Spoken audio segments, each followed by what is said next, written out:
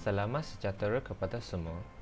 Tajuk video ini adalah penyelam Cartesian yang berkaitan tentang salah satu aplikasi prinsip Archimedes, iaitu prinsip kerja tangki balas.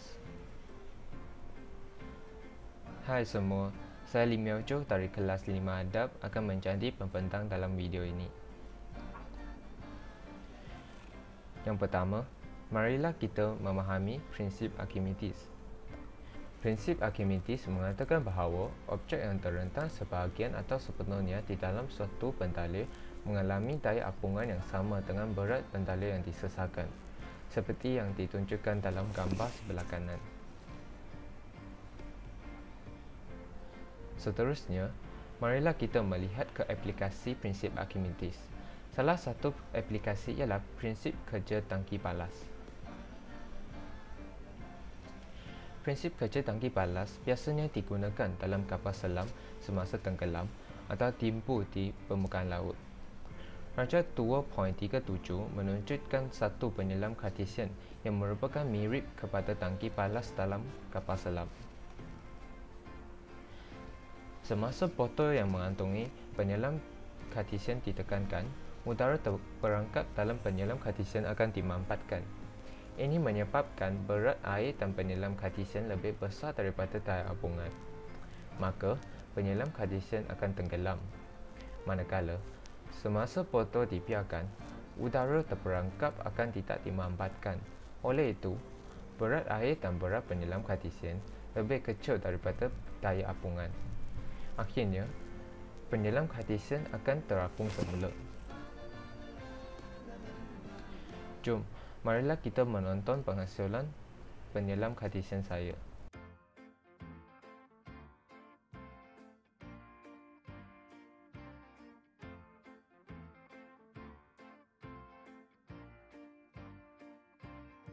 Pertama sekali, ambil satu straw dan melipat kepada kepanjangan yang sesuai. Seterusnya, memotong straw yang telah dilipat dan diukur menggunakan gunting.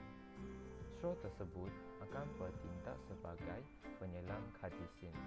Kemudian, menggunakan plastisine untuk menetapkan straw di belakang objek.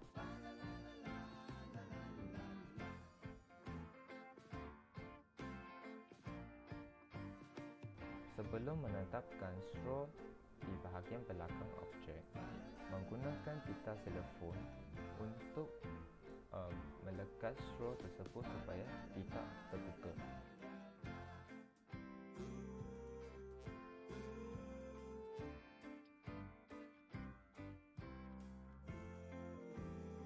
Kemudian, menggunakan plastisine untuk meningkatkan berat objek dan memastikan keseimbangan objek di dalam air. Masukkan objek ke dalam bekas yang telah diisi air untuk memerhatikan dan memastikan keseimbangan objek di dalam air.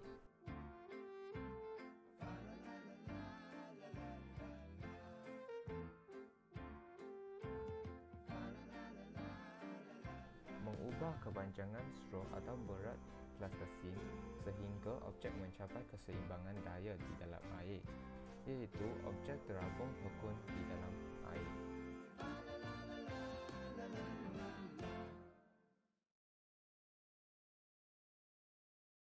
Seterusnya, mengisikan air ke dalam botol plastik yang telah disediakan awal.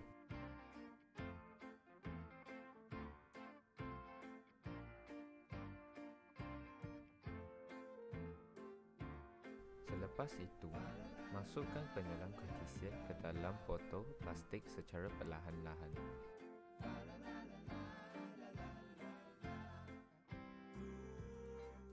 Akhir sekali, menutup botol dengan penutup dan memerhati apa yang akan berlaku semasa botol ditekankan dan sebaliknya.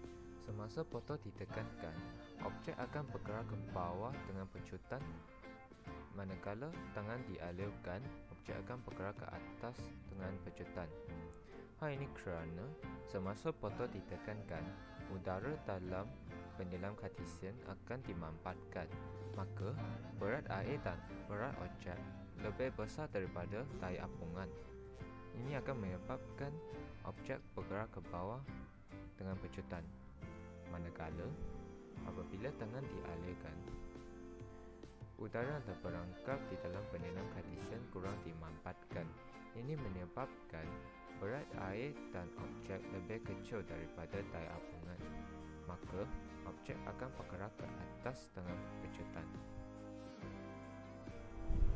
Namun begitu, penyelam Cartesian saya telah mengalami satu masalah, iaitu semasa botol plastik dilangkar atau dikoncangkan dengan kuat, udara terperangkap dalam straw akan terbebas keluar. Oleh itu, daya apungan akan berkurang dan akhirnya penyelam Cartesian tidak dapat terapung semula.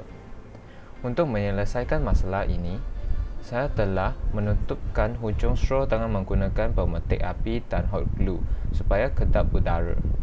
Maka, udara terperangkap dalam straw tidak akan terbebas keluar semasa pelanggaran berlaku.